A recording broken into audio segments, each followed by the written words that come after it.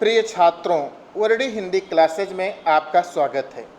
प्रिय छात्रों, कक्षा 11 हिंदी काव्य के पाठ्यक्रम के अंतर्गत गोस्वामी तुलसीदास जी की विनय पत्रिका के 4 पद आपके पाठ्यक्रम में संकलित हैं।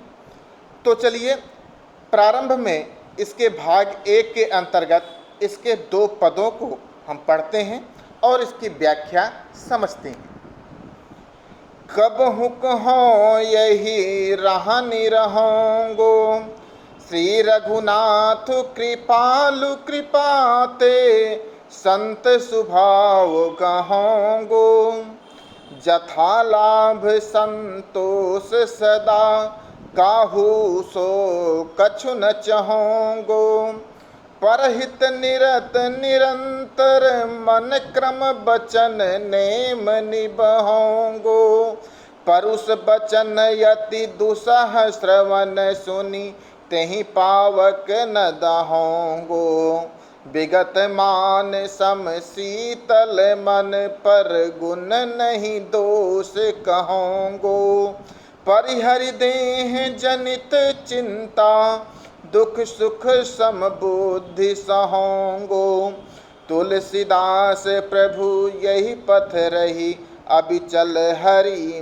भक्ति लहोगो। प्रिय छात्रों, गोस्वामी तुलसीदास जी द्वारा रचित विनय पत्रिका का यह पद, जिसमें गोस्वामी तुलसीदास जी ने अपने भावी जीवन के विषय में अभिलाषा प्रकट की है और राम से यह पूछा है कि उन्हें संतों जैसा स्वभाव कब प्राप्त होगा। आप लोग इसका संदर्भ लिखोगे। प्रस्तुत पद हमारी पाठ्य पुस्तक हिंदी में या काव्यांजलि में संग्रहित महाकवि गोस्वामी तुलसीदास जी द्वारा रचित विनय पत्रिका शीर्षक से उद्धृत है। कबहु कहो यह रहनि रहोगो।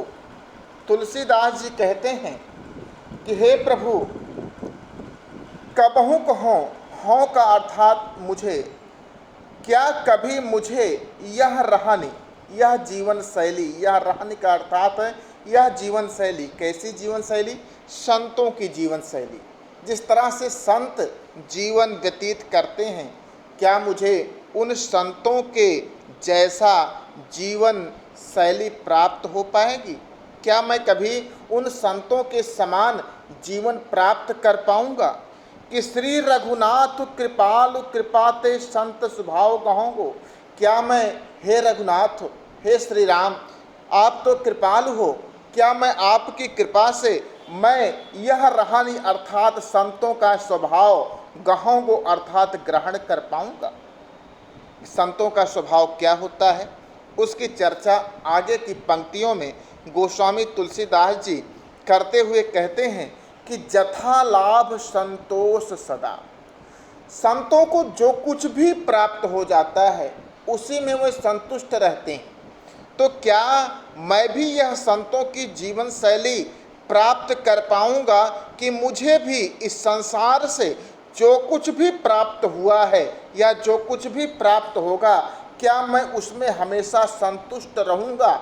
मैं ऐसा चाहता हूं कि जिस तरह से संत रहते हैं कि उनको जो कुछ भी प्राप्त हो जाता है उसमें ही संतुष्ट रहते हैं, उसी प्रकार से मैं भी जथा लाभ, जो कुछ भी हमें प्राप्त हो जाए, इस संसार से जो कुछ भी हमें प्राप्त हो जाए, मैं उससे सदा संतुष्ट रहूं और काहू से कछु न चाहूँगो।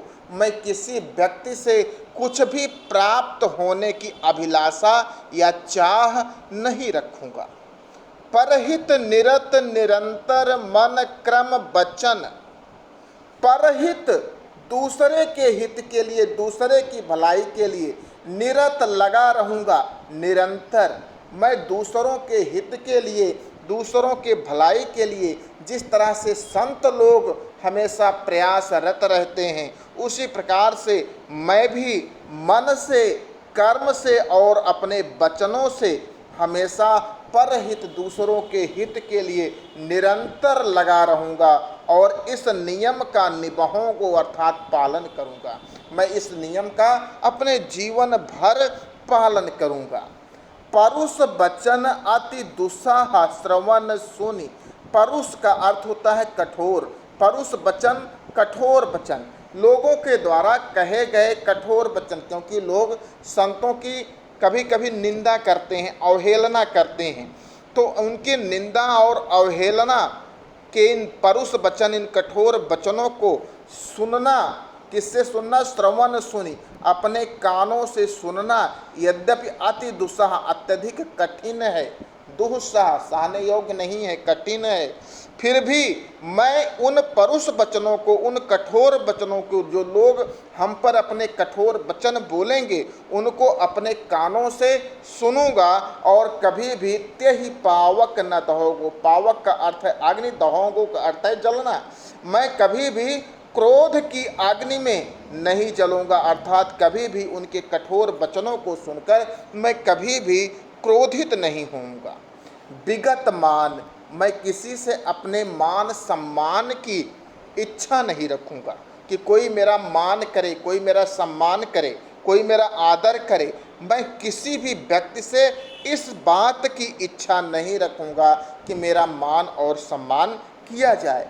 मैं हर परिस्थिति में, चाहे कोई व्यक्ति मुझे आदर सूचक वचन बोले, चाहे कोई व्यक्ति मुझे परुष वचन अर्थात कठोर वचन बोले, मैं हर परिस्थिति में समशीतल मन, अपने मन को हमेशा शीतल रखूंगा, कभी भी क्रोध की अग्नि में नहीं दहूँगा। पर गुण, दूसरों के गुणों का वर्णन तो अवश्य करूँगा, लेकिन नहीं दोष कहूँगा। किसी के दोष को मैं, किसी की बुराइयों को किसी से मैं नहीं कहूँगा। परिहरि देह जनित चिंता, परिहर मतलब त्याग करके, परिहर अर्थात परित्याग करके, देह जनित शरीर संबंधी चिंता को, शरीर हमारा सुख प्राप्त कर रहा है या शरीर हमारा दुख प्राप्त कर रहा है, सुख में है या कष्ट में है, मैं अपने देह जनित चिंता का परित्याग कर दूंगा। हमेशा मैं समशीतल मन से रहूँगा, चाहे मुझे कष्ट प्राप्त हो, चाहे मुझे सुख प्राप्त हो। मैं अपनी देह जनित चिंता का परित्याग करके दुख सुख समबुद्धि सहूँगो, चाहे मुझे दुख प्राप्त हो या सुख प्राप्त हो, मैं दोनों को एक ही बुद्धि से सहूँगा, बर्दाश्त करूँगा। तुलसीदास प्रभु यही पथ रही, अविचल हरि भक्ति लाऊंगो।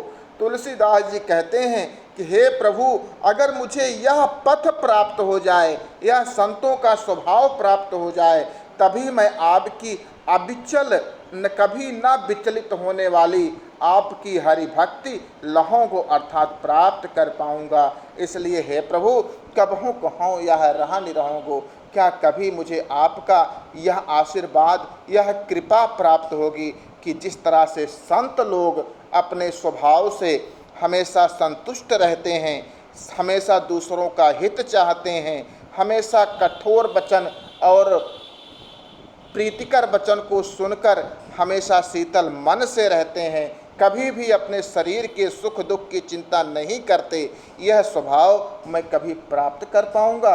अगर आपकी कृपा से यह स्वभाव मैं प्राप्त कर पाया, तभी हे प्रभु मैं आपकी अविचल हर भक्ति प्राप्त कर सकता हूँ।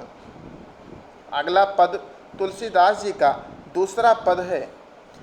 ऐसी मूढ़ता या मन की, परिहरि राम भगति सुर सरिता, आस करत उष्कन की, धूम समूह निरखी चातक ज्यों, त्रिसित जानी मति घन की, नहीं तह शीतलता नवारी, पुनिहानि होत लोचन की, ज्यों गच कांच बिलो की सेन, जड़ छाया अपने तन की, टूटत अति आतुर आहार बस, क्षति विसारी आनन की, कहाँ लो कहों कुचाल कृपा निधि, जानत हो गति मन की, तुलसीदास प्रभु हरहु दुसह दुख, करहूँ लाज निज पन की। प्रिय छात्रों, इस पद में तुलसीदास अपना दीनता प्रदर्शित करते हुए भगवान श्री राम से अपने उद्धार की प्रार्थना कर रहे हैं। इसका संदर्भ वही होगा कि प्रस्तुत पद हमारी पाठ्य पुस्तक काव्यांजलि में संग्रहित महाकवि गोस्वामी तुलसीदास जी द्वारा रचित काव्य ग्रंथ विनय पत्रिका के विनय पत्रिका शीर्षक से उद्धृत है। तुलसीदास जी इस पद में भगवान से प्रार्थना करते हैं, ऐसी मूढ़ता या मन की परिहरि राम भगत सुर सरिता आस करत उसकन की। तुलसीदास जी कहते हैं कि ऐसी मूढ़ता, मूढ़ता अर्थात मूर्खता, हे प्रभु ये हमारा मन जो है यह ऐसी मूर्खता कर रहा है। कैसी मूर्खता कर रहा है कि परिहरि राम भगत सुर सरिता, श्री राम की भक्ति रूपी सुर सरिता। सुर सर किसको कहा जाता है? गंगा नदी को, देव नदी को। देव नदी कौन है? गंगा नदी। यह मन हमारा ऐसी मूर्खता कर रहा है कि सामने बहती हुई राम भक्ति रूपी देव नदी या गंगा नदी को परिहरि अर्थात परित्याग करके आस करत ओसकन की, ओसकन अर्थात ओस की बूंदों की, ओस की बूंदों से प्यास बुझाने का प्रयास कर रहा है। कौन सी ओस की बूंदें? विषय वासना रूपी सांसारिक भोग, सांसारिक विषय वासना रूपी ओस की बूंदों द्वारा अपनी प्यास बुझाने का प्रयास कर रहा है। ऐसी मूढ़ता या मन की परिहरि राम भगत सुर सरिता आस करत उसकन की।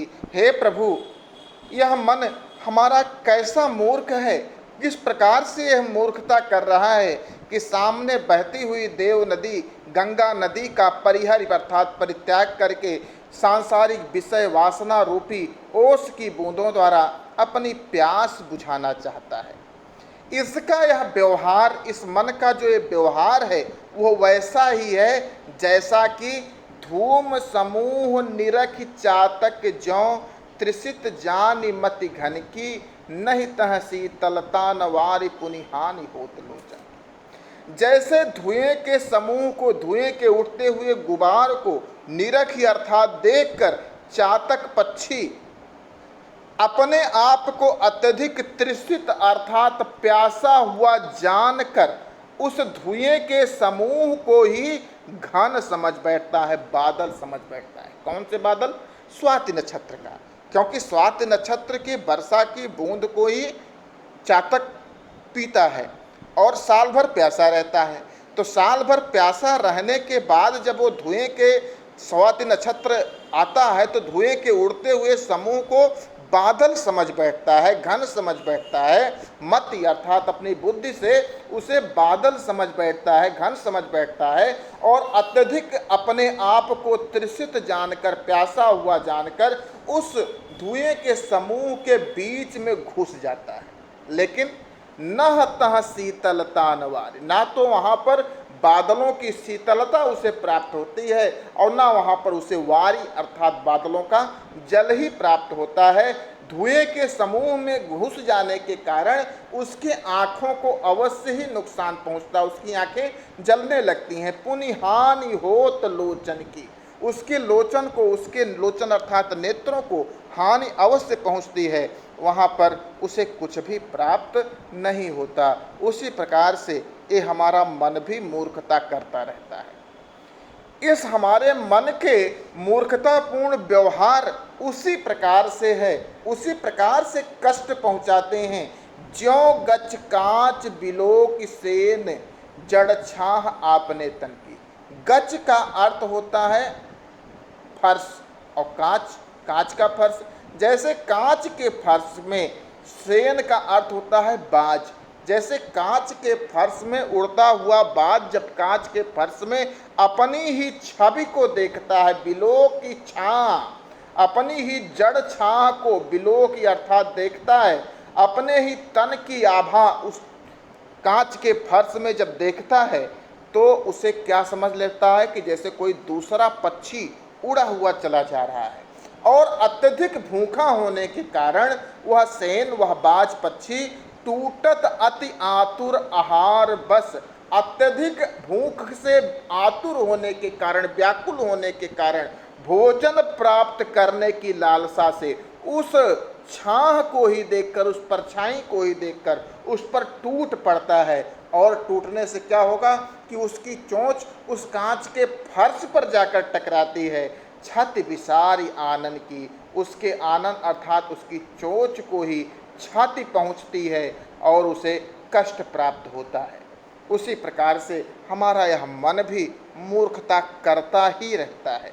कहाँ लो कहो कुचाल कृपा निधि, हे कृपा के निधि, कृपा के सागर, मैं अपने इस मन के कुचाल अर्थात दोषपूर्ण तुच्छ कर्मों का वर्णन कहाँ लो कहो, कहाँ तक करूं। जानत हो गति मन की, आप तो अंतर्यामी हैं, इसलिए जानत हो, आप सब कुछ जानते हैं कि किस प्रकार से मनुष्य का मन भ्रमित होता रहता है और इस प्रकार से दोषपूर्ण और तुच्छ कर्मों को करता रहता है। तुलसीदास प्रभु हरहु दुसह दुख, करहु लाज निज पन की।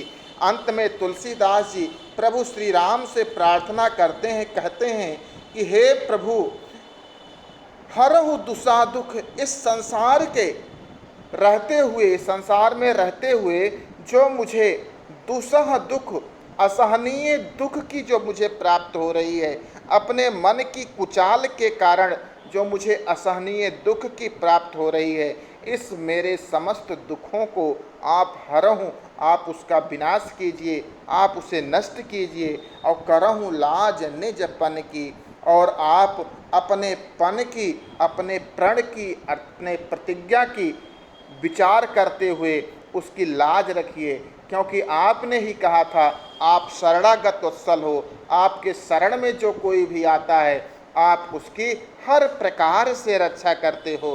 तो हे प्रभु, मैं आपके शरणागत हूँ, आपके शरण में आया हुआ हूँ, आप मेरी रक्षा कीजिए और ये मन जो मेरा बार बार मूर्खता कर रहा है, इस मेरे मूर्ख मन को सही रास्ते पर लगाइए।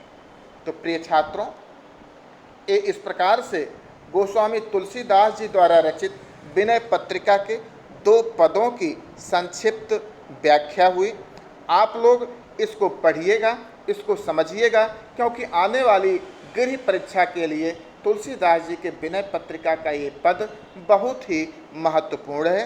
वीडियो कैसा लगा आप अपने कमेंट कीजिएगा और अपने लाइक भी इस वीडियो पर अवश्य दीजिएगा। धन्यवाद।